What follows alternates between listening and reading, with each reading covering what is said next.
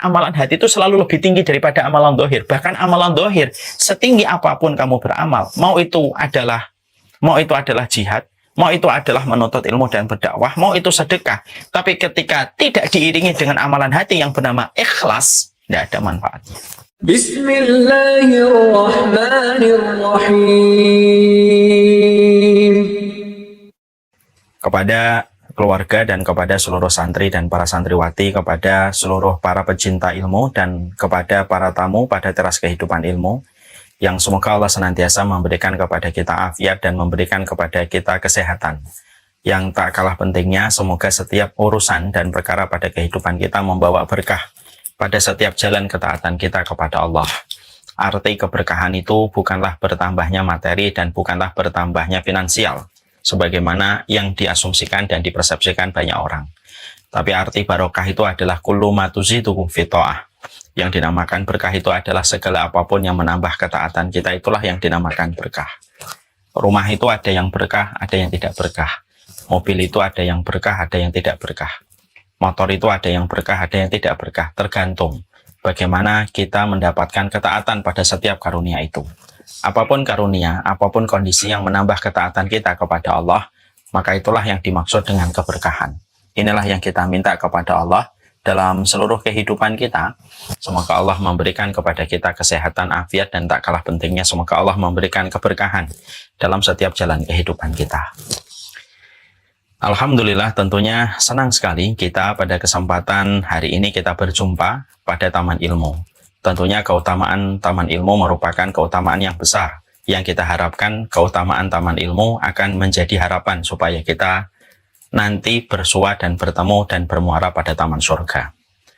Taman Ilmu merupakan sebuah karunia besar yang Allah berikan dalam kehidupan kita, karena seseorang tidak akan tergelincir pada hidupnya selama dia jujur untuk mengikuti setiap petunjuk ilmu yang Allah sampaikan kepada kehidupan mereka. Orang akan mengetahui mana itu jalan surga, mana itu jalan neraka ketika mereka mengetahui ilmu.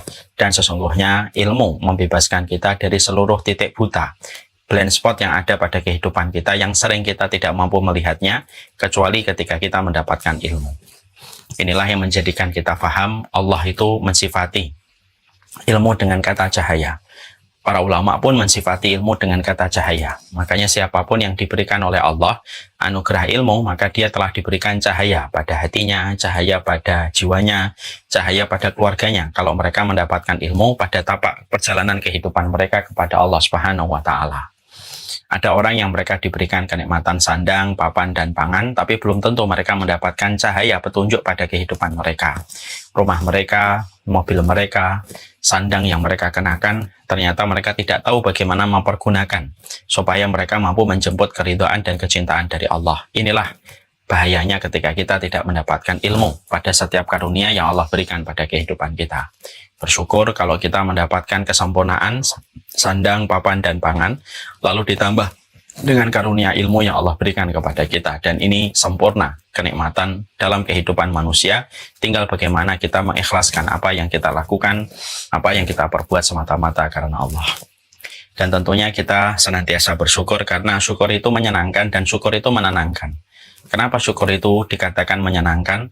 Karena kehidupan ini tidak akan bisa dirasakan sukacita, kesenangannya kecuali ketika kita bersyukur atas apa yang telah kita dapatkan dan tidak perlu bagi kita melihat orang lain dan melirik orang lain apa yang mereka dapatkan. Syukur itu menenangkan karena sesungguhnya kita tidak akan letih bagaimana mengontrol hati kita yang hasad kepada apa yang diperoleh orang lain ketika kita sudah merasa bersyukur. Karena itulah yang menjadikan tidak salah kalau syukur itu adalah menyenangkan dan menenangkan. Kalau kehidupan kita terasa belum menyenangkan, kalau jiwa kita terasa gelisah dan tidak terasa tenang, mungkin yang harus kita evaluasi adalah bagaimana syukur kita kepada Allah pada setiap karunia, pada setiap kondisi dan keadaan yang Allah sudah berikan pada kehidupan kita. Kepada Allah kita bersyukur, kepada Allah kita senantiasa mengharapkan kebaikan di sisinya. Amin insya Allah. Belum ada suaranya di Instagram, Mas Iwan. Ya. Di Instagram sudah. Kita alhamdulillah kita pada kesempatan hari ini akan menyampaikan sebuah materi yang dihajatkan dan dibutuhkan oleh setiap orang. yang menyampaikan materi ini adalah orang yang paling membutuhkan materi ini pula pada kehidupannya. Ini merupakan materi yang penting di mana setiap orang berkebutuhan primer kepada apa yang kita butuhkan pada materi ini. Dan kita akan membahas materi ini adalah pesona hati yang salim. Kalau kita membicarakan hati yang salim, tentunya pembicaraan kita layak untuk kita dudukkan dulu perkataan dari Imam Al-Ghazali. Imam Al-Ghazali rahimahullahu ta'ala, beliau menyampaikan tentang satu perkara yang penting. Dan perkataan Imam Al-Ghazali saya tempatkan menjadi mukaddimah, menjadi prolog dalam pembahasan kita ketika akan menerangkan dan menjabarkan tentang pesona hati yang salim. Imam Al-Ghazali itu mengatakan bahwasanya setiap para penuntut ilmu, siapapun mereka, dimanapun mereka berada, kapanpun mereka hidup, maka setiap penuntut ilmu mereka memiliki PR yang tidak akan pernah berhenti. PR itu selama dia menuntut ilmu kebenaran yang didapatkan dari Allah dan Rasul-Nya. Apa PR yang harus dilakukan oleh setiap para penuntut ilmu? PR-nya itu adalah bagaimana mereka menjaga hatinya dan menjaga kesehatan pada jiwanya. Karena setiap para penuntut ilmu ketika mereka lalai menjaga hatinya dan menjaga kesehatan jiwanya, maka ilmu akan menyebabkan banyak kerusakan dan musibah pada kehidupan. Ketika diserap lalu tidak mampu direspon oleh hati yang salim dan jiwa yang sehat.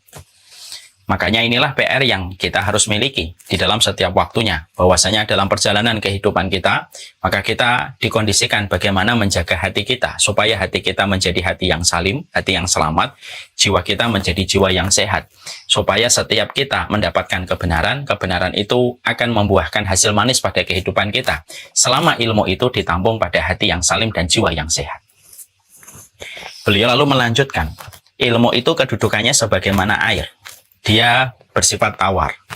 Ketika air hujan itu sudah mendarat ke permukaan bumi, ke tanah, maka tergantung akar pohon mana yang menyerap air hujan yang asalnya tawar itu. Kalau yang menyerapnya adalah akar pohon yang berbuah manis, contohnya mangga, maka air hujan itu akan berubah menjadi sesuatu yang manis. Buahnya manis, memberikan kesehatan, memberikan rasa kenyang bagi yang memakannya, dan daun-daunnya memberikan keteduhan bagi mereka yang berlindung dan berteduh di bawah pohon mangga. Tapi kalau air hujan itu diserap sama akar pohon, yaitu akar pohon yang berbuah pahit, maka sesungguhnya buah pahit yang menyerap dari air hujan itu, maka air hujan itu berubah menjadi pahit, lagi berduri dan tidak memberikan keteduhan bagi orang yang lewat. Makanya ilmu itu netral, tergantung hati mana yang menyerapnya. Kalau yang menyerapnya adalah hati yang kotor, yang menyerapnya itu adalah hati yang sakit, maka yang terjadi adalah ilmu akan kontraproduktif dalam kehidupan mereka yang memiliki hati yang sakit. Dia akan pergunakan ilmu untuk menghina orang, dia akan pergunakan ilmu untuk menghujat orang, dia akan mempergunakan ilmu untuk merendahkan orang, dan bahkan tidak sedikit orang yang menggunakan ilmu untuk mendolimi orang. Kenapa? Karena ilmu itu direspon dan diletakkan pada hati yang sakit dan jiwa yang bermasalah. Beda kalau ilmu itu diserap sama hati yang sehat. Hati yang sehat yang menampung ilmu, maka akan menjadikan ilmu itu meneduhkan, menenangkan, menyenangkan, dan membuahkan hasil bagi orang di sekitarnya. Ilmu itu kalau diserap sama hati yang sehat, maka sesungguhnya yang terjadi adalah kebaikan dan kebaikan pada setiap ilmu yang diserap pada hati yang sehat dan jiwa yang salim. Nah, inilah yang menjadikan kita akhirnya memahami betapa pentingnya bagi kita ketika kita hari ini menjadi penuntut ilmu, kepada siapapun kita belajar, maka salah satu perkara yang kita harus evaluasi pada kehidupan kita, pada track kita belajar tentang kebenaran yang kita peroleh dari Allah dan Rasul-Nya, salah satu evaluasi besar yang kita lakukan adalah kita harus melihat bagaimana hati kita dan bagaimana memberikan maintenance bagi hati kita, memberikan perawatan yang terbaik pada hati kita, servis yang maksimal pada hati kita dan jiwa kita, karena hati kita sangat tergantung pada ilmu yang nanti akan didapatkan. Siapapun ilmu, apapun ilmu itu, kalau diserap pada hati yang sehat, maka akan menjadi sesuatu yang baik. Tapi ilmu itu ketika diserap pada hati yang buruk, maka sesungguhnya ilmu itu akan menjadi sesuatu yang buruk dan pahit, dan inilah yang kita hindari. Inilah yang menjadikan saya tadi mengatakan, saya tempatkan pembahasan hati dari apa yang disampaikan oleh Imam Al-Ghazali pada prolog kita, supaya kita paham kenapa kita harus membahas hati dalam kehidupan kita. Kenapa pembicaraan hati merupakan pembicaraan yang paling sering disampaikan oleh orang-orang yang berilmu. Dan pembicaraan tentang masalah hati merupakan pembicaraan yang sering disampaikan sama orang-orang solih dari sahabat-sahabat kita. Mereka selalu bicara tentang hati. Disinilah kita akhirnya paham Karena hati sangat mempengaruhi ilmu yang kita peroleh, sehingga ilmu itu akan berbuah menjadi yang baik kalau ditampung pada hati yang salim, dan sesungguhnya ilmu akan berubah menjadi sesuatu yang buruk ketika ditampung pada hati yang sakit dan jiwa yang rusak. Makanya pernah nggak kita menjumpai ada orang sering ngaji, tapi setelah dia sering ngaji, orangnya ketus, omongannya kasar, orangnya sombong, gampang merendahkan orang, gampang menistakan orang, tidak peduli tentang perasaan orang lain, dan itu sering kita jumpai. Dan cukuplah kejadian-kejadian kasus-kasus yang sering kita jumpai semacam ini menjadikan kita semakin mengerti betapa besarnya kebutuhan manusia, terutama ketika mereka telah menjadi penuntut ilmu. Jagalah hati, karena sesungguhnya menjaga hati, memberikan treatment kepada hati, memberikan servis kepada hati dengan hati yang terbaik, maka itu akan mempengaruhi setiap ilmu yang kita peroleh dan kita dapatkan. Ini menjadi prolog pembahasan kita tentang pesona hati yang salim. Setelah kita mengetahui apa yang disampaikan oleh Imam Al-Ghazali, makalah di sini kita harus paham bahwasanya ibadah itu terbagi menjadi dua. Ibadah itu terbagi menjadi dua, sebagaimana yang dikatakan para ulama terdahulu, Imam Syafi'i, Imam Ahmad, Imam Abu Hanifah, Imam Malik. Mereka mengatakan bahwasanya ibadah itu terbagi menjadi dua. Ibadah itu terbagi menjadi dua, maka apa saja pembagian dari ibadah itu? Yang pertama, yaitu adalah ibadah yang dilakukan anggota fisik kita, yaitu disebut dengan amalan-amalan dhahir, amalan yang dilakukan oleh fisik kita. Ketika kita melaksanakan sholat, maka itulah yang disebut dengan amalan fisik. Ketika kita sedekah, itu amalan fisik. Ketika kita puasa, maka itu adalah amalan fisik. Ini adalah yang disebut dengan amalan dhahir, amalan yang dilakukan manusia, melakukan perkara-perkara yang Allah cintai dan Allah ridhai pada perkara yang Allah syariatkan. Kita ngaji, ini juga amalan fisik, amalan dhahir. Maka ini merupakan salah satu di antara beban kewajiban syariat yang Allah bebankan dan Allah timpakan kepada orang yang beriman. Tapi ibadah itu bukan hanya fokus pada satu, yaitu adalah amalan dhahir. Kita juga harus paham, ada ibadah-ibadah yang disebut dengan ibadah-ibadah hati, yaitu adalah ibadah batin. Ibadah hati adalah ibadah yang tidak kelihatan oleh kasat mata, yang tidak kelihatan sama orang-orang yang di sekitar kita, bahkan terkadang orang yang memiliki hati pun terkadang juga tidak menyadari tentang amalan-amalan yang dilakukan hatinya. Dan ibadah hati itu cakupannya banyak. Ikhlas itu ibadah hati, sabar itu ibadah hati, ridho itu ibadah hati, husnudzon itu ibadah hati, mencintai orang yang beriman itu ibadah hati. Di mana ini termasuk ibadah batin, di mana ibadah batin pun sama, termasuk salah satu syariat yang Allah bebankan kewajibannya kepada kita, supaya kita mengkondisikan hati kita dan mengkondisikan jiwa kita untuk selalu melakukan perkara yang ditaati oleh Allah dan Rasul-Nya pada perkara hati dan jiwa kita. Ya, jadi ibadah itu dua, ada ibadah zahir, ada ibadah hati. Setelah kita menerangkan bahwasanya ibadah itu ada dua, ada ibadah hati, ada ibadah zahir, maka manusia itu terbagi menjadi beberapa kelompok ketika kita kaitkan pada ibadah zahir dan ibadah hati. Ada manusia yang mereka itu ibadah zahirnya bagus. Jangan ditanya bagaimana sholatnya, jangan ditanya bagaimana puasanya, jangan ditanya bagaimana sedekahnya, jangan ditanya bagaimana ketika dia membantu orang. Ini ibadah zahir. Orang-orang ada yang pertama yang mereka mempesona pada ibadah zahir. Ibadah zahirnya mempesona banyak orang, membuat kagum banyak orang, membuat decak kagum banyak orang yang melihatnya. Itu ibadah zahirnya. Tapi di sisi mempesonanya ibadah zahir yang dia lakukan dan dia kerjakan, ternyata dia rusak pada ibadah hatinya. Hatinya penuh dengan sesuatu yang buruk, hatinya penuh dengan penyakit. Dia menjadi orang yang tamak, dia menjadi orang yang tidak bisa menerima takdir kecuali dia berkeluh kesah, dia tidak mampu mencintai orang yang beriman, dia tidak mampu untuk mengikhlaskan apa yang dia perbuat semata-mata untuk Allah. Orang yang semacam ini adalah orang yang walinya Allah pada ibadah zahir, tetapi walinya setan pada ibadah hatinya. Orang yang semacam ini bagaikan emas yang sangat memukau setiap orang yang memandang pada ibadah zahirnya, tetapi pada ibadah hatinya, dia itu sebagaimana potongan besi yang kita jumpai di bengkel yang tidak ada harganya. Maka ada kelompok yang semacam ini, dan kita tidak menafikan ada orang-orang yang semacam ini yang kita jumpai. Kalau sudah lihat bagaimana ibadah zahirnya, kalau kita lihat bagaimana ibadah fisiknya, luar biasa. Kita tidak ragu bagaimana ibadah zahirnya. Tapi di dalam hatinya porak-poranda. Dia tidak mampu ikhlas, dia tidak mampu untuk ridho, dia tidak mampu mencintai, dia tidak mampu untuk tawakal, dia tidak mampu untuk sabar, dan sederet amalan hati. Maka amalan hati itu nilainya di bawah 5, walaupun amalan zahirnya nilainya di bawah 8. Dan ini satu kelompok yang sering kita dapatkan, bahkan mungkin ada di antara kita yang juga merasakan itu. Waliyadzubillah. Ada kelompok yang kedua, yang mereka itu Masya Allah, ibadah zahirnya biasa. Dia selalu melakukan yang wajib. Dia melakukan perkara-perkara yang tampaknya biasa. Tapi ibadah hatinya luar biasa. Mereka tersembunyi, mereka selalu menyembunyikan amalan-amalan hatinya. Bagaimana keikhlasannya, bagaimana ridhonya, bagaimana ketawakalannya, bagaimana rasa dia berharap kepada Allah, walaupun ibadah zahirnya adalah ibadah yang biasa. Kalau kita melihat ibadah zahirnya, tampaknya biasa saja. Tapi dia senantiasa menjaga kesehatan hatinya. Dia berusaha bagaimana apa yang dia lakukan, ikhlas karena Allah. Dia senantiasa ridho kalau dia menjumpai keputusan-keputusan takdir yang terkadang tidak berpihak pada dirinya. Dia menjadi orang yang senantiasa berbaik sangka kepada Allah dan berbaik sangka kepada manusia yang ada pada sekelilingnya.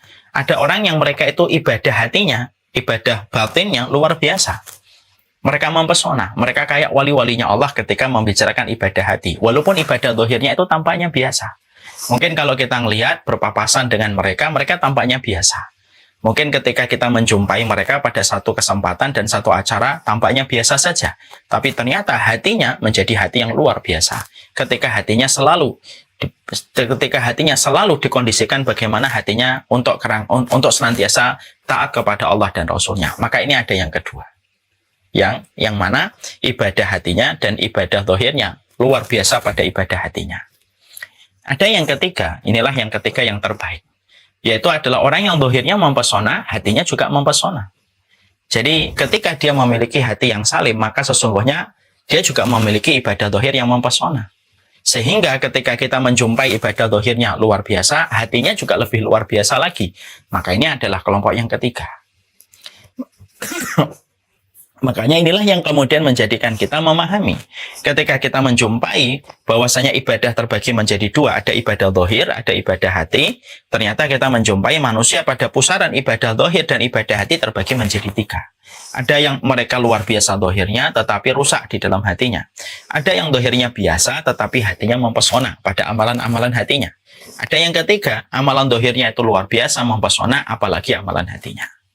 Dan inilah yang menjadikan kita berkeinginan besar. Tentunya kita tidak ingin yang pertama.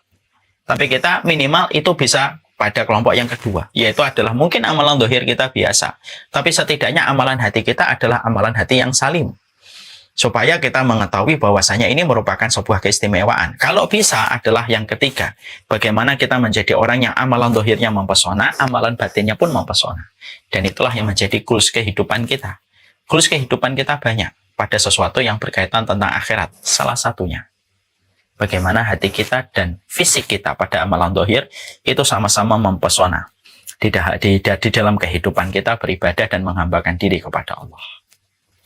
Setelah kita memahami ini, mungkin timbul pertanyaan bagi kita, Ustadz, mana yang lebih utama? Mana yang lebih utama, amalan zahir ataukah amalan hati? Ini pertanyaan yang cukup mendasar dan tentunya setiap para penuntut ilmu harus mampu menjawab. Mana sih yang lebih utama, Ustaz? Apakah amalan zahir ataukah amalan hati? Maka tentunya para ulama, seluruh ahlussunnah wal jamaah, mereka mengatakan bahwasanya amalan hati atau amalan batin itu jauh lebih utama daripada amalan zahir. Ya. Jadi amalan hati itu jauh lebih utama daripada amalan zahir. Sehingga ketika seseorang itu tampaknya biasa pada amalan zahirnya, tetapi amalan hatinya mempesona, orang-orang semacam inilah yang termasuk pada kategori penduduk-penduduk surga yang berjalan pada kehidupan di dunia. Ketika mereka memiliki hati dan amalan-amalan batin dan amalan hati yang mempesona. Dan ternyata para ulama mengatakan amalan hati itu lebih utama daripada amalan zahir. Maka kalau kita akhirnya mendapatkan bahwasanya amalan hati itu lebih utama daripada amalan zahir, ini bukan berarti kita menafikan amalan zahir. Sebagaimana yang sering diucapkan dan dipersepsikan masyarakat. Alah, yang penting mah hatinya kita. Ada orang melakukan dosa, yang penting itu hatinya. Tidak bisa. Amalan zahir tetap cermin dari amalan hati.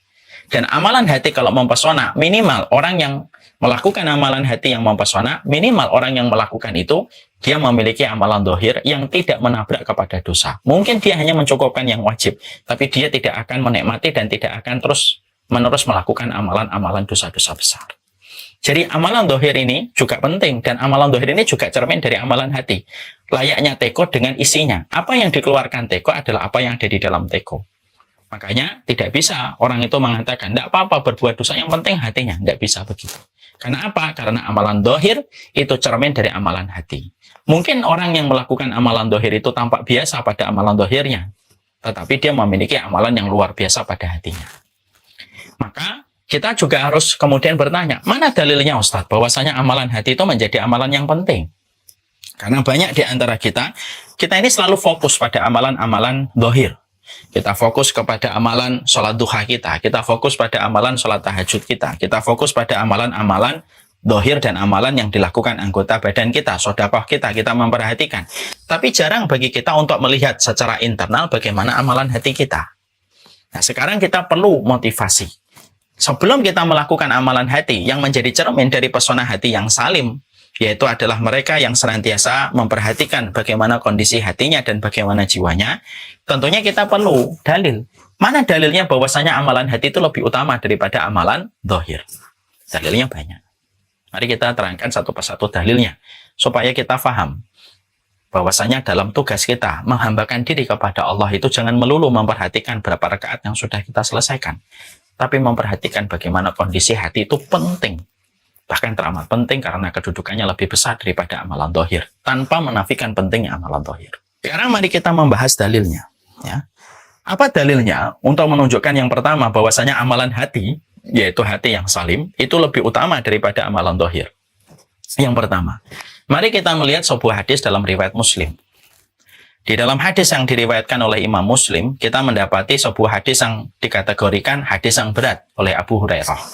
Hadis ini dikatakan Abu Hurairah, ini hadis yang berat. Karena Abu Hurairah harus menyampaikan berulang-ulang dan harus berulang-ulang pingsan ketika beliau menyampaikan tentang hadis ini. Karena beratnya realisasi dan pengamalan hadis ini. Bapak dan Ibu bisa membayangkan. Sampai setingkat Abu Hurairah pingsan ketika beliau meriwayatkan hadis ini. Masya Allah ya. Bukan berarti kalau kita mendengar hadis ini tidak pingsan, kita lebih baik daripada Abu Hurairah. Enggak. Ini menunjukkan mungkin kita tidak memahami betul hadis ini, sebagaimana Abu Hurairah sangat memahami dan mentadaburi hadis ini. Apa hadis yang berhasil menjadikan Abu Hurairah itu menjadi pingsan? Yaitu hadis yang disampaikan oleh Rasulullah pada satu riwayat, Inna awalan nasi yuqda yaumal qiyamati salasatun. Orang yang diputuskan nasibnya untuk masuk neraka itu ada 3, kata Rasulullah. Jadi ketika yang lain harap-harap cemas, harap-harap takut, dalam pengadilan Allah yang Allah hamparkan dan Allah tegakkan dan tidak ada sedikit pun kedustaan dan kebohongan pada pengadilan Allah, maka ada 3 orang yang dipanggil oleh Allah, diputuskan nasibnya pertama kali untuk masuk neraka. Ketika yang lain sedang harap-harap cemas, menunggu pengadilan dan dipanggil oleh Allah di dalam pengadilan hari hisab. Siapa 3 orang itu? Maka yang pertama yaitu adalah rajulun qatala fi sabilillahi faqatala hatta qutila. Fa'arafahu ni'amahu fa'arafaha. Faqala lahu ma amilta fihi. Qala qataltu fika. Qala li ayyi syai'in qataltu fika. Kadzabta walakinnaka qatalta liyuqala annaka jari'un faqad qila wa umira ala wajhihi hatta ulqiya finnar. Maka dikatakan oleh Rasulullah, orang yang pertama kali diputuskan nasibnya oleh Allah itu ada 3. Yang pertama adalah seseorang yang berperang di jalan Allah dan tidak ada yang dia lakukan sepanjang hidupnya kecuali berperang di jalan Allah. Hatta qutila, sampai dia terbunuh dan gugur di jalan Allah yang harusnya mendapatkan surga. Makanya Allah memperlihatkan surga kepadanya. Fa'arafahu ni'amahu fa'arafaha. Allah memperlihatkan kepadanya surga, ini loh surga yang dijanjikan bagi mereka yang gugur dan wafat di peperangan. Dia mengetahui itu. Maka ketika Allah baru saja memperlihatkan surga kepadanya, maka Allah kemudian bertanya kepadanya, Ma'amil tafi. Apa yang telah kamu lakukan dulu ketika di dunia? Orang itu berkata, qataltu fika. Saya berperang karena saya itu membela kalimatmu, ya Allah. Lalu Allah menjawab, kadzabta, bohong, dusta. Kamu sesungguhnya berperang bukan untukku, tetapi kamu berperang supaya kamu disebut jari'un, sebagai pemberani. Faqad qila, dan kamu telah disebut sebagai pemberani. Wa umira ala wajhihi hatta ulqiya finnar. Maka diseretlah wajahnya, dicemplungkan dan dilemparkanlah ia ke dalam neraka. Pertama kali yang masuk neraka. Orang yang berjihad, amalan dohir. Dan termasuk puncak ketinggian di dalam Islam adalah berjihad di jalan Allah, membela kalimat Allah ketika kaum muslimin diserang. Itu amalan besar di dalam amalan zahir. Bahkan Rasulullah mengkategorikan darwatu sanamil Islam. Puncak ketinggian amal di dalam Islam adalah berjuang membela kalimat Allah. Tetapi ternyata ketika dia melakukan itu, dia lalai menjaga hatinya pada amalnya, yaitu adalah menjaga keikhlasan pada apa yang dia perbuat semata-mata karena Allah dan bukan karena pujian, maka amalan besar itu akhirnya menjadi sia-sia. Allah tidak ada hajat. Allah tidak butuh kepada satu amal. Ketika amal itu dilakukan bukan untuknya, tetapi hanya untuk mendapatkan tepuk tangan dan simpati manusia. Dibenamkan wajahnya ke daratan mahsyar dan dilemparkan ia ke dalam neraka pertama kali. Karena tergelincir masalah niat, dan masalah niat itu masalah amalan hati. Masya Allah. Sampai amalan jihad sekalipun membutuhkan amalan keikhlasan yang disebut dengan amalan hati. Yang kedua yang dipanggil oleh Allah, yaitu adalah rajulun ta'allamal ilma wa 'allamahu wa qara'al Qur'ana fihi. Yaitu adalah seseorang yang mereka belajar, mereka mengajarkan, dan mereka senantiasa membaca Quran. Allah kemudian bertanya. Sebelum Allah bertanya, Allah memperlihatkan kepadanya, ini loh surga yang harusnya kamu peroleh dan kamu dapatkan.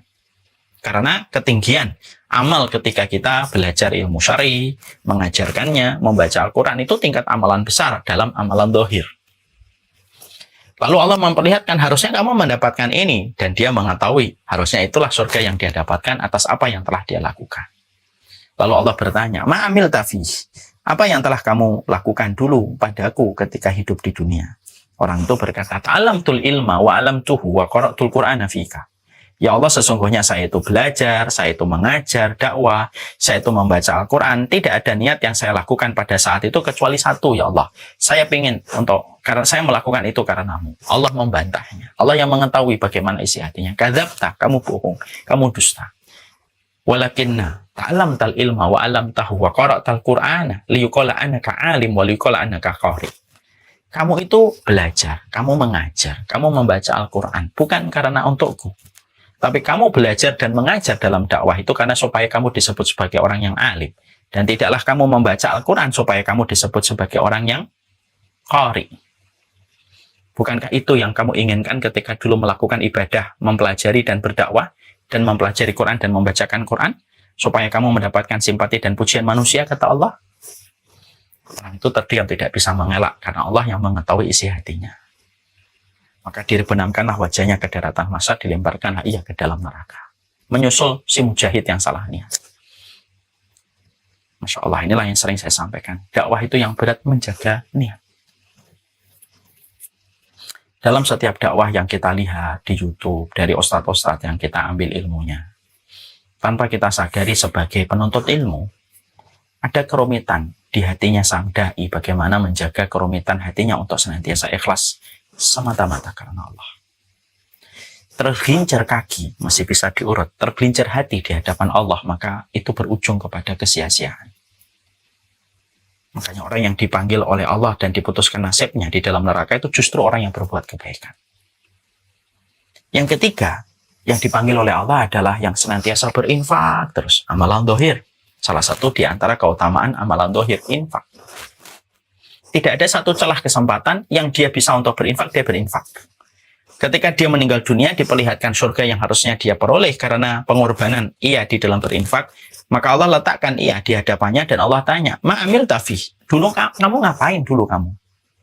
Orang itu kemudian berkata, tasodak tuh ya Allah, saya ini sedekah ya Allah di mana-mana ya Allah. Saya sedekah di mana-mana. Untuk siapa? Kata Allah. Fika, saya sedekah itu untukmu ya Allah. Kemudian Allah menjawab, kadzabta, kamu bohong, kamu dusta. Kamu itu sedekah itu bukan untukku, tapi kamu sedekah itu supaya kamu disebut sebagai orang yang dermawan oleh orang-orang di sekitarmu. Dan kamu telah mendapatkan status dan pujian sebagai orang yang dermawan, sebagaimana yang kamu harapkan. Kamu dipuji banyak orang. Dan itu kan yang kamu cari, kata Allah. Maka orang itu terdiam. Karena dia tidak bisa berkutik untuk mengadakan pembelaan karena Allah yang paling tahu tentang isi hatinya. Maka akhirnya pun sama, dia akhirnya masuk neraka, menyusul si mujahid yang salah niat, menyusul da'i yang salah niat, menyusul penuntut ilmu yang salah niat, menuntut para qori yang membaca Al-Quran yang salah niat, dan berikutnya adalah orang yang sedekah, tetapi sedekahnya itu hanya untuk mendapatkan tepuk tangan dan pujian manusia. Masya Allah. Ini bukan berarti setelah kita mengetahui hadis ini, kemudian kita berkata, ya sudahlah, tidak usah beramal, lu jangan gitu. Beramal aja belum tentu selamat, apalagi tidak beramal. Tapi hadis ini bukan memberikan ketakutan, hadis ini memberikan kewaspadaan. Sekaligus pula memberikan kepada kita sebuah pelajaran penting, bahwasanya amalan hati itu selalu lebih tinggi daripada amalan dohir. Bahkan amalan dohir, setinggi apapun kamu beramal, mau itu adalah jihad, mau itu adalah menuntut ilmu dan berdakwah, mau itu sedekah. Tapi ketika tidak diiringi dengan amalan hati yang bernama ikhlas, ya, sebuah kata yang terdiri dari 6 huruf, lalu kemudian kita tidak memiliki keikhlasan, dan keikhlasan itu amalan hati, tidak ada manfaatnya. Tidak ada manfaatnya itu semuanya di hadapan Allah, untuk menunjukkan betapa amalan hati itu kedudukannya lebih tinggi daripada amalan dohir. Makanya kan kita menjumpai ya, kenapa ada seorang wanita pelacur, dia ketika memberikan minuman kepada seekor anjing, maka wanita ini setelah bertobat langsung diterima tobatnya oleh Allah dan akhirnya kelak memasuki surga. Itu bukan karena amalan memberikan minum kepada anjingnya yang menjadikan beliau dimasukkan oleh Allah pada kerumunan penduduk surga, bukan. Tapi yang menjadikan Allah memberikan kepadanya sebuah rahmat berupa surga kepada wanita ini, karena wanita ini ketika dia melihat anjing yang haus, tidak ada yang mendorong dia untuk turun ke sumur tua, mengambilkan air minum bagi anjing tua ini, kecuali adalah keikhlasan. Wanita ini tidak ada yang dia lakukan pada perkara itu kecuali hanya mengharapkan ridhonya Allah. Ketika ikhlas pada amalan hatinya itu ikhlas, ketika tidak ada mata satupun yang memandang, tidak ada orang satupun yang mengetahui apa yang diperbuat wanita ini, dalam beberapa riwayat itu dikatakan wanita ini sembari menggigit sepatunya, lalu dia turun dengan susah payah untuk mengambilkan air, lalu dia naik ke atas. Tidak ada satupun mata manusia yang mengetahui dan mengetahui dan memahami apa yang dilakukan wanita ini. Yang mengetahui hanya Allah saja. Tapi wanita itu tidak memperdulikan, walaupun sepi tidak ada mata manusia, dia melakukan itu karena Allah. Lihat amalan hati. Ketika dia ikhlas, amalan biasa pun menjadi besar di sisi Allah. Ketika diiringi dengan amalan hati yang bernama keikhlasan. Amalan gede, jihad, dakwah, nyari ilmu, bahkan urusan sedekah, sebesar itu ketika tidak ada keikhlasan, maka dia musnah, sirna, sia-sia di hadapan Allah, karena Allah itu zat yang tidak butuh dengan amalan. Ketika amalan itu tidak ditujukan kepadanya, tetapi ditujukan kepada mata manusia. Ini menunjukkan kepada kita, Masya Allah ya, ini loh dalil pertama.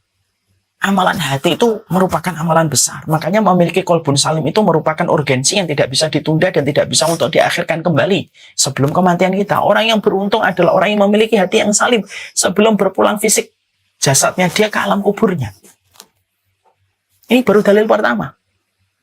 Ternyata amalan hati itu bisa merubah amalan yang biasa menjadi besar. Amalan hati yang rusak bisa merubah sesuatu yang besar menjadi tidak ada manfaatnya di sisi Allah. Ketika niat dia melakukan ibadah-ibadah dohir itu bukan karena Allah, ikhlas, dan itu amalan hati. Itu menunjukkan kepada kita amalan batin itu luar biasa impact-nya pada kehidupan kita. Dalil yang kedua, apa yang menjadikan amalan hati itu menjadi sebuah amalan yang lebih utama daripada amalan dohir, tanpa menafikan dan tanpa meremehkan amalan dohir. Dalil yang kedua kita dapati dalam satu riwayat Anas bin Malik. Saya sudah sering menyampaikan hadis ini. Rasulullah Shallallahu Alaihi Wasallam, beliau pernah ketika berkumpul dengan para sahabat, tiba-tiba Nabi itu berkata, ya telah fikum rajulun min ahlil jannah. Ini bentar lagi nih ada penduduk surga yang akan bergabung dengan kita. Ya. Maka para sahabat sudah mulai berbisik-bisik dalam tanda kutip, siapa ya yang akan muncul bergabung kepada kita yang disifati Nabi sebagai penduduk surga. Ternyata yang muncul itu adalah sahabat Ansor, jenggotnya basah, nenteng sandal dengan tangan kirinya kayak gini. Nenteng sandal dengan tangan kirinya begini. Lalu bergabung dengan Nabi. Orang-orang udah mulai berbisik-bisik, inikah penduduk surga? Hari berikutnya Nabi di tempat itu kembali. Kembali Nabi mengulang redaksi yang sama sebagaimana perkataan beliau kemarin. Beliau mengatakan, ya telah fikum rajulun min ahlil jannah. Ini bentar lagi nih laki-laki penduduk surga nanti akan datang ke sini. Para sahabat kemudian semakin penasaran karena kalimatnya sama dengan kalimat yang diucapkan Nabi kemarin. Ternyata yang muncul Sama, yang muncul itu juga kemudian pemuda atau sahabat Ansor nenteng sandal dengan tangan kirinya dengan kondisi yang sama dengan hari kemarin, bergabung dengan Nabi. Itu udah 2 kali. Antum bisa bayangkan, kalau antum yang dikabari Nabi sebagai penduduk surga, kayak apa antum? Mungkin kita menjadi orang yang Masya Allah gitu. Mungkin kita pengen mati segera. Hari berikutnya, hari yang ketiga, Rasulullah SAW berkumpul lagi dengan para sahabat di tempat yang sama. Lalu kemudian Nabi juga berkata, ya telah fikum rajulun min ahlil jannah. Ini bentar lagi laki-laki penduduk surga nanti akan datang dan bergabung dengan kita. Lah para sahabat kemudian langsung bertanya-tanya lagi, siapa itu penduduk surga yang dikatakan dan disifati oleh Rasulullah? Ternyata sahabat Ansor yang kemarin 2 hari berturut-turut yang datang. Perhatikan, 3 kali Rasulullah itu memberitahukan bahwasanya dia adalah penduduk surga 3 hari berturut-turut. Maka ada seorang sahabat yang bernama Abdullah bin Amr bin As, putra dari Amr bin As radhiyallahu anhuma. Karena dia penasaran dengan orang ini, apa amalan orang ini? Kok sampai Nabi mengabarkan dia penduduk surga?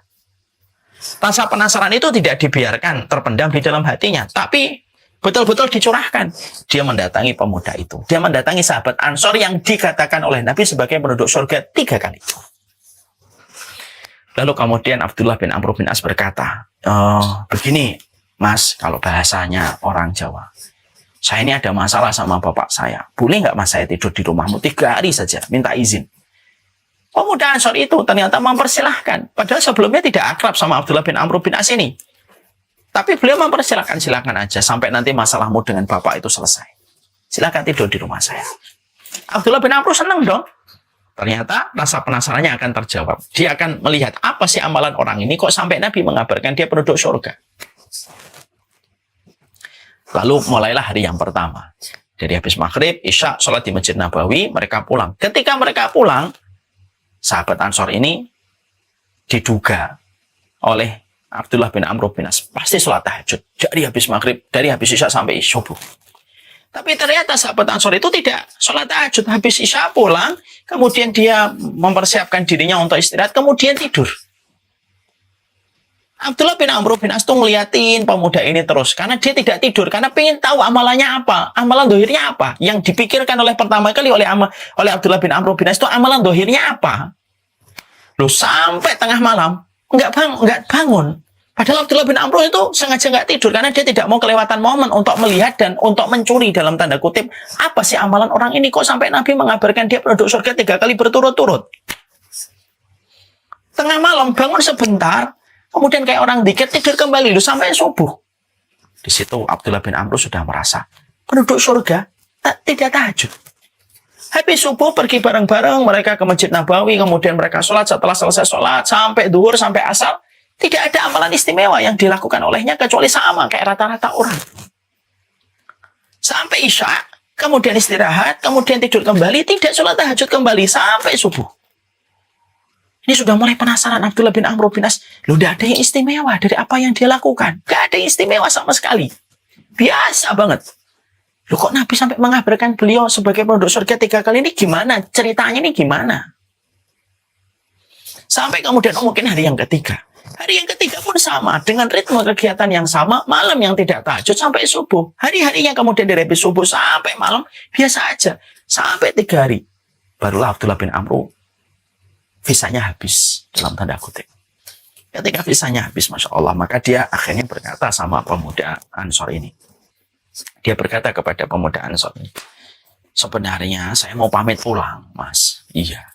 Sudah 3 hari. Ya. Sebenarnya saya kesini bukan ada masalah dengan bapakku. Oh, enggak ada. Iya.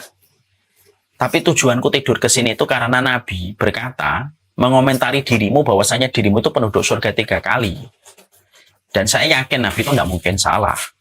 Saya datang ke sini hanya pengen tahu apa sih yang kamu lakukan sehari-hari yang bisa aku curi ilmunya supaya aku bisa melakukannya di dalam keseharianku.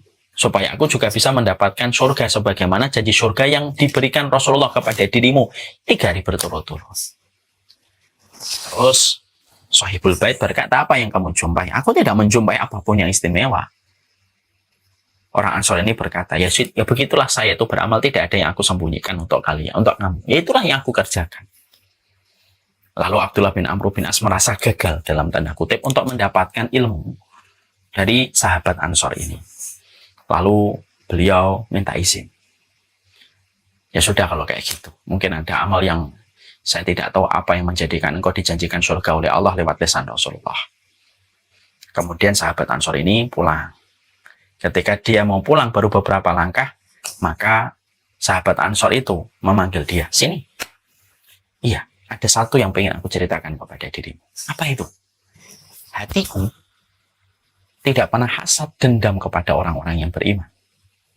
Dan aku tidak pernah mendolimi orang yang beriman. Hatiku tidak ingin menginginkan keburukan untuk orang yang beriman. Dan tidaklah aku tidur kecuali aku memastikan tidak ada yang aku hasad dan aku memaafkan kesalahan setiap kaum muslimin. Itulah yang aku jaga setiap malam sebelum aku tidur. Maka Abdullah bin Amr senang dan berkata, inilah yang menjadikan engkau dijanjikan oleh Allah dengan surga sampai Nabi pun mengulang-ulang 3 kali janji surganya Allah kepada dirimu. Apa yang kita dapatkan di sini Pak dan Ibu? Yang kita dapatkan amalan dohirnya biasa. Tidak sholat tahajud 3 hari berturut-turut. Ini bukan berarti nanti malam kita tidak tahajud. Enggak. Tapi beliau tidak tahajud. Amalan hariannya biasa. Yang mengatakan itu bukan saya, tetapi Abdullah bin Amr bin As yang memang mengikuti beliau selama 3 hari berturut-turut. Amalan dohirnya biasa.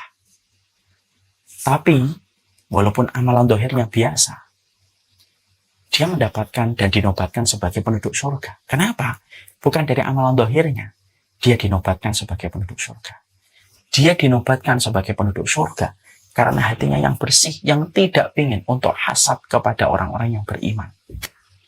Tidak pernah berprasangka kecuali yang baik kepada orang yang beriman. Dan itulah yang dia peroleh dari Allah, yaitu adalah surga. Mencintai orang yang beriman, tidak hasad, tidak jahat, tidak mendolimi dengan hati kita kepada orang beriman. Itu amalan hati, bukan amalan dohir. Mencintai orang yang beriman itu merupakan amalan hati. Makanya dari hadis ini, saya akhirnya tahu jawaban dari banyak pertanyaan saya. Kenapa ya terkadang kita jumpai ada orang biasa tampaknya, bukan dari pesantren, tidak hafal 30 juz, tidak bisa bahasa Arab, tapi kok meninggalnya pas sholat? Padahal kalau dilihat amalannya, seakan-akan amalannya biasa. Mungkin amalan dohirnya biasa, tapi dia memiliki pesona hati yang salim, hatinya bersih, hatinya tidak mau menanggung beban untuk banyak membenci dan hasad kepada orang yang beriman. Ketika hatinya bersih, bening hatinya, pada saat itulah Allah itu mencintainya dan memanfaatkannya dalam kondisi husnul khotimah. Bapak dan Ibu, sudah nggak kita sering melihat ada orang biasa, mungkin tetangga, bukan dari pesantren, juz 30 juga mungkin belum tentu hafal, tapi meninggalnya husnul khotimah. Berarti dari sini. Dari sini. Itu menunjukkan kepada kita betapa amalan hati itu selalu lebih besar kedudukannya daripada amalan dohir. Tanpa meremehkan amalan dohir. Ini selalu saya sampaikan supaya kita tidak salah paham. Ya. Karena itulah sejatinya.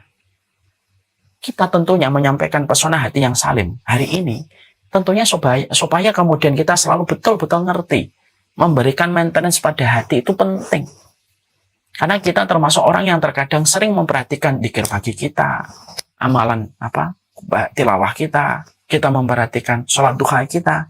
Tapi ternyata kita jarang memperhatikan bagaimana kondisi hati kita. Kita sering gitu berprasangka buruk sama setiap apapun yang dilakukan orang. Kita hasad kepada apa yang diperoleh sama orang lain. Kita hasad kepada apa yang dicapai sama orang dan sahabat kita yang lainnya. Tanpa kita sadari mau mengotori hati. Dan itu yang menghilangkan kebaikan-kebaikan pada hati kita. Itulah yang menjadikan kita paham. Hati yang salim itu, amalan hati itu besar pengaruhnya. Jauh lebih besar pengaruhnya daripada amalan dohir. Makanya pantas kalau kita menjumpai bahwasanya Allah itu selalu menyorot hati kita setiap waktunya. Apa dalam kehidupan kita yang dijadikan oleh Allah spotlight, pada kehidupan kita yang dijadikan spotlight, fokus dalam pandangan Allah itu yang dilihat hatinya dulu. Walaupun tanpa menafikan semuanya dilihat oleh Allah dan tanpa ada yang luput sedikit pun dari pandangan Allah. Tapi mari kita merenungi apa yang disampaikan oleh Allah Subhanahu oleh Rasulullah sallallahu alaihi wasallam. Innallaha la yanzuru ila suwarikum wa la yanzuru ila ajsadikum walakin yanzuru ila qulubikum. Allah itu tidak ngelihat farasmu, Allah tidak ngelihat fisikmu, Allah tidak ngelihat badanmu, Allah itu ngelihat hatimu. Hatimu apa? Yang terlintas apa? Yang terfikir apa? Yang kita pikirkan terhadap takdir apa? Yang kita pikirkan tentang anak kita dan istri kita apa? Mungkin kita bisa bersembunyi di mata manusia yang tidak mampu melihat apa yang ada di dalam hati kita. Mungkin kita bisa bersembunyi di mata manusia atau di telinga manusia yang tidak bisa mendengarkan perkataan hati kita. Tapi Allah itu tahu. Makanya dijadikan spotlight oleh Allah. Dijadikan dan dilihat oleh Allah setiap waktunya dan setiap saatnya. Makanya meminta perlindungan kepada hati itu sampai 3 kali kita itu menyebutkan nama Allah. Qul a'udzu birabbil falaq, qul a'udzu birabbin nas, malikin nas, ilahin nas. Ya, min syarril waswasil khannas. Kita ini meminta perlindungan hati supaya hati kita tidak terombang-ambing dengan perkara-perkara yang dibenci dan dimurkai oleh Allah, supaya tidak terkena waswas, supaya tidak terkena berbagai macam gangguan hati itu sampai berlindungnya 3 kali kepada Allah. Qul a'udzu birabbin nas, malikin nas, ilahin nas. Saking betapa pentingnya masalah hati dan betapa Allah itu menguasai hati kita. Kita ini terkadang menjadi produk amalan fisik. Tapi kita belum tentu menjadi produk amalan hati. Karena apa? Karena memang memperbaiki hati itu jauh lebih susah daripada amalan dohir. Kenapa? Kalau amalan dohir terbantu dengan pandangan orang.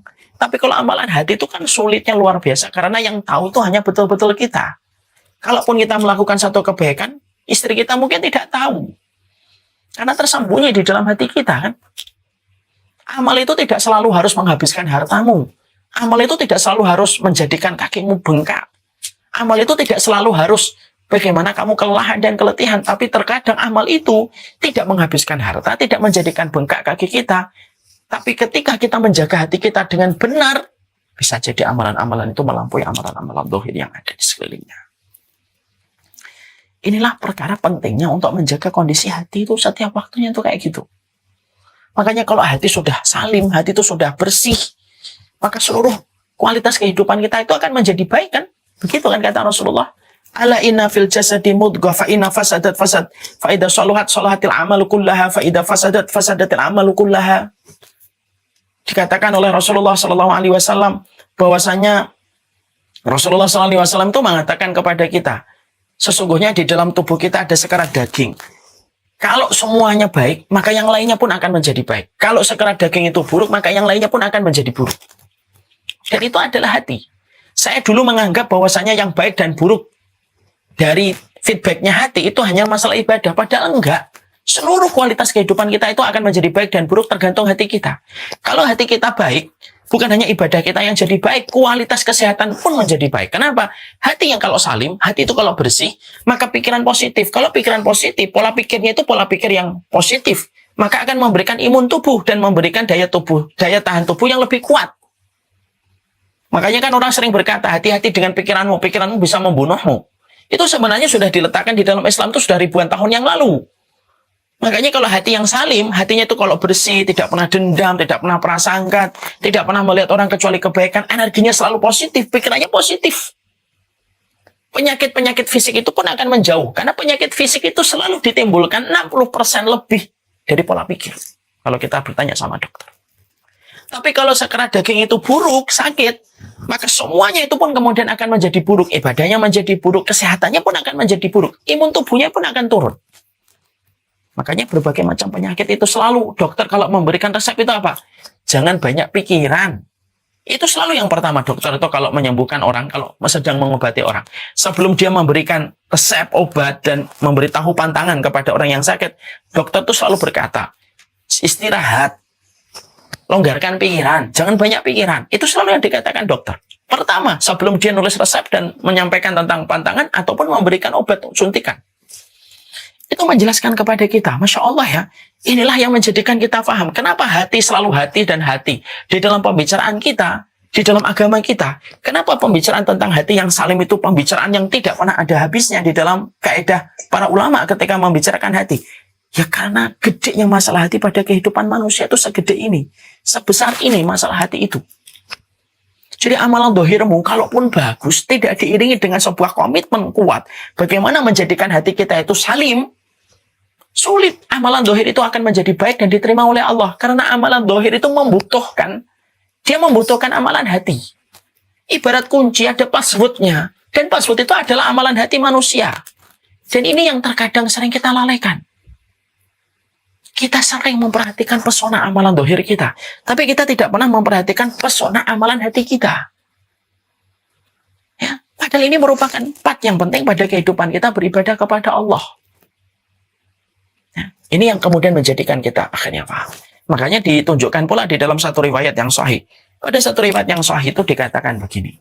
Bahwasanya Rasulullah itu bersabda, kalaupun kamu berinfak, law anfaqta misla jabal Uhudin, maka qabilallahu minka hatta tu'mina bil qadari khairihi wa syarrihi. Kalaupun kamu berinfak satu gunung Uhud emas, kata Rasulullah, kamu infak nih, satu gunung Uhud emas. Itu kan amalan dohir. Maka infak satu gunung Uhud emas, kata Rasulullah, tidak akan diterima oleh Allah. Allah tidak ada hajat untuk menerimanya. Hatta tu'mina bil qadari khairihi wa syarrihi. Sampai betul-betul kamu tuh beriman kepada Allah, takdirnya. Ridho dan ikhlas menerima takdir. Menerima takdir Allah. Ikhlas itu amalan hati. Harus ridho sama takdir. Itu amalan hati. Bapak, ibu, santri, santriwati, ada yang infak satu gunung Uhud emas, nilainya ribuan triliun. Mungkin bisa membayar utang negara kita. Kamu infak satu gunung Uhud emas, kata Rasulullah, itu nggak akan ada hajat diterima oleh Allah. Allah nggak putus sedekahmu.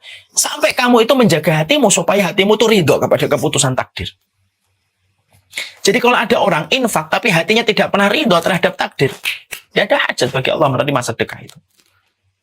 Ya. Iman kepada takdir, ridho kepada takdir, baik itu takdir yang manis ataupun takdir yang pahit, itu amalan hati. Saya ridho, ya Allah. Memang ini sudah engkau ciptakan untukku 50.000 tahun sebelum engkau menciptakan langit dan kita ridho. Itu yang lebih utama daripada infak satu gunung Uhud emas.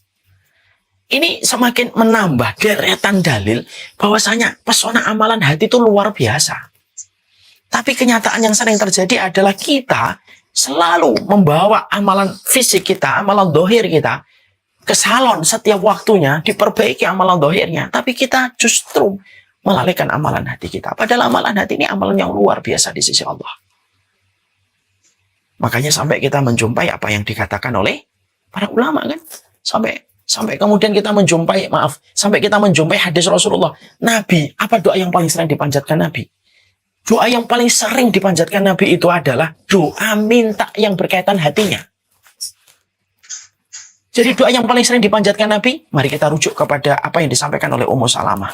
Ummu Salamah itu berkata, ya Rasulullah, engkau berdoa dengan doa ini paling sering sampai aku hafal ya Rasulullah.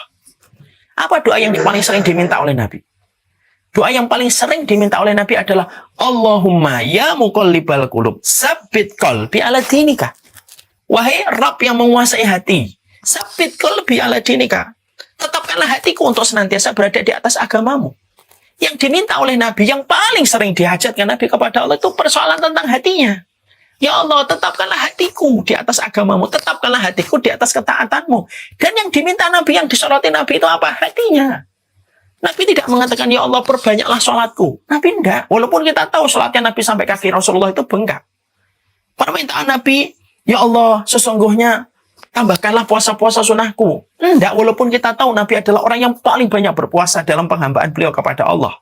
Tapi yang diminta oleh Nabi itu, ya muqallibal qulub, tsabbit qalbi. Yang diminta Nabi itu hatinya dulu. Tetapkanlah hatiku, ya Allah, di atas ketaatan. Karena yang kita khawatir itu apa? Kita sholat, kita puasa, kita sedekah, kita taklim, tapi hati kita malah kotor kemana-mana. Hati kita merasa jumawa, hati kita merasa sombong. Justru itu yang menjadikan rusak penghambaan kita kepada Allah Subhanahu wa Ta'ala. Jadi ini yang menjadikan kita harus mengerti. Ini loh pentingnya masalah persoalan hati itu sebesar ini. Bukan berarti kita meremehkan amalan dohir, enggak. Orang yang memiliki hati yang salim tidak pernah sama sekali meremehkan amalan dohir. Jadi tidak ada orang yang ngomong, alah yang penting hatinya. Enggak bisa ngomong kayak gitu. Amalan hati penting, amalan dohir penting. Tapi amalan dohir membutuhkan amalan hati. Hati harus salim. Hati ini harus salim. Karena kita sudah mendapati banyak sekali kisah. Kita ini sudah banyak sekali mendapati kisah nyata. Orang yang biasa, tapi kok matinya husnul khotimah ya. Mungkin amalan zahirnya biasa, tapi hatinya. Mungkin dia walinya Allah di dalam hatinya yang tidak kita pernah tahu. Coba lihat di YouTube. Orang-orang yang meninggal ketika husnul khotimah. Ada yang meninggal itu tampaknya biasa, pakaiannya biasa. Tapi ketika tersorot oleh CCTV, dia meninggal ketika sujud. Kenapa kok bisa semacam itu? Padahal penampilannya biasa, Ustaz. Orangnya juga tampak biasa, amalan dohirnya biasa. Mungkin dia biasa pada amalan dohirnya. Tapi dia memiliki hati yang salim. Dia memiliki hati yang salim. Ini loh yang sering kita lupakan pada penghambaan kita kepada Allah setiap waktunya dan setiap saatnya. Ya, kita sering liatin amalan-amalan dohir kita, tapi kita lupa pada amalan batin. Kita sering nanya kalau anak, sudah sholat belum? Betul, itu pertanyaan betul. Tapi berapa di antara orang tua yang tanya, sudah ikhlas belum sholatnya? Kita sering mengatakan sama anak kita, yuk sekolah nak, sekolah. Cari ilmunya Allah. Tapi jarang banget dari kita yang berkata sama anak kita, sekolahmu bukan karena ijazah loh ya, sekolahmu bukan karena nilai. Sekolahmu adalah karena Allah. Sudah kamu niatkan nggak sekolahmu karena Allah? Berapa di antara kita yang sudah kayak gitu? Kita sering bertanya kepada teman kita, sedekah kita, berapa sedekah yang sudah kita keluarkan? Tapi kita jarang bertanya kepada diri kita, sudahkah saya ridho kepada takdir Allah, baik itu takdir yang manis ataupun takdir yang pahit? Kita sering bertanya bagaimana tahajud kita, tapi kita jarang bertanya seberapa besar tawakal kita dalam kehidupan. Ternyata semua itu luput dari pembicaraan kita. Kenapa kita luput membicarakan tentang ikhlas sama anak kita ketika sekolah dan sholat? Kenapa kita luput bertanya sama diri kita, apakah diri kita ridho kepada setiap peristiwa takdir baik yang manis ataupun yang pahit yang datang dalam kehidupan kita? Kenapa kita luput bertanya itu semuanya dalam kehidupan kita? Ternyata sederhana. Karena kita masih produk amalan dohir dan belum memperhatikan amalan hati. Padahal amalan batin itu adalah amalan yang besar kedudukannya di sisi Allah. Barakallahu fikum. Semoga Allah merahmati kita. Ini adalah salah satu part bagaimana tentang qalbun salim. Kalau menjelaskan semuanya, nah mungkin 3 bulan, 4 bulan kita tidak akan putus majelisnya. Tapi kita baru menjelaskan partnya. Salah satu partnya hati yang salim. Makanya saya berikan judul pesona hati yang salim. Karena pada dasarnya ini merupakan hal luar biasa. Tapi sering banget kita remehkan. Sering banget kita kemudian lalaikan. Kita sadar atau tidak sadar hanyalah produk amalan dohir, tapi kita lalai pada amalan hati. Semoga Allah mengampuni kesalahan-kesalahan kita. Semoga Allah mengampuni kelalaian kita. Berdoalah untuk hatimu yang lebih baik. Berdoalah untuk hatimu, untuk lapangan akhirat yang lebih mulia. Berdoalah untuk hatimu, karena sesungguhnya kemuliaan posisi manusia di hadapan Allah itu terletak pada hatinya.